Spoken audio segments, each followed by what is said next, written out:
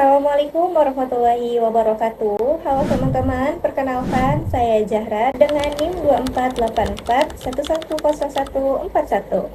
Di video kali ini, saya akan membahas tentang dakwah digital dan tantangan komunikasi lintas budaya di era media sosial. Di zaman sekarang, dakwah gak cuma dilakukan di masjid atau masjid saja, tapi juga sudah masuk ke platform digital seperti TikTok, Instagram, dan YouTube. Namun, kemudahan ini juga bisa membawa tantangan, terutama ketika pesan dakwah digital ke audiens dengan latar belakang budaya yang berbeda-beda. Nah, di sini muncul pertanyaan, apakah semua pesan dakwah bisa diterima dengan cara yang sama oleh semua orang di dunia digital? Saat ini, kita sering melihat konten dakwah yang viral di media sosial, tapi nggak jarang juga muncul kontroversi. Contohnya, cara penyampaian yang dianggap keras oleh sebagian orang, atau penggunaan bahasa yang dianggap kurang sesuai di budaya tertentu. Padahal, si pembuat konten mungkin merasa itu sudah biasa di lingkungannya. Ini menunjukkan adanya perbedaan cara komunikasi antar budaya. Dalam teori komunikasi antar budaya, ada yang disebut high contact culture dan low contact culture. Indonesia termasuk high contact culture, di mana komunikasi cenderung halus, tidak langsung, penuh makna tersirat.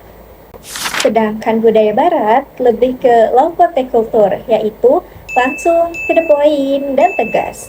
Nah, masalahnya di dakwah digital ketika konten dibuat dengan cara yang tertentu, belum tentu cocok dengan semua budaya. Misalnya, cara dakwah yang tegas bisa dianggap biasa di satu kelompok, tapi bisa dianggap kasar juga oleh kelompok lain. Teori kedua adalah heterotisme, yaitu kecenderungan seseorang menganggap budaya sendiri paling benar.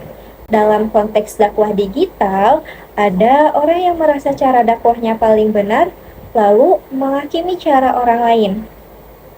Akibatnya, muncul konflik di kolom komentar, terjadi perdebatan yang tidak sehat, bahkan bisa menjauhkan orang dari pesan dakwah itu sendiri. Menurut saya, dakwah digital sangat penting dan powerful, tapi cara penyampaiannya harus lebih bijak. Karena di media sosial, audiensnya bukan cuma satu budaya, tapi bisa berbagai latar belakang. Jadi, seorang pendakwah perlu memahami audiensnya, menyelesaikan gaya komunikasi, dan lebih empati terhadap perbedaan. Dakwah bukan hanya soal penyampaian kebenaran, tapi juga bagaimana cara menyampaikan agar bisa diterima.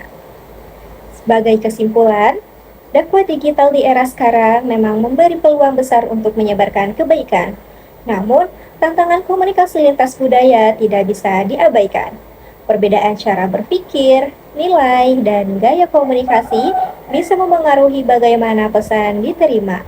Oleh karena itu, penting bagi kita untuk menghindari sikap etnosentris, lebih memahami perbedaan budaya, dan menyampaikan pesan dengan cara yang bijak dan inklusif. Karena pada akhirnya tujuan dakwah adalah menyentuh hati, bukan sekedar memenangkan argumen. Mungkin itu saja opini dari saya tentang dakwah digital dan tantangan komunikasi lintas budaya di era media sosial. Wassalamualaikum warahmatullahi wabarakatuh.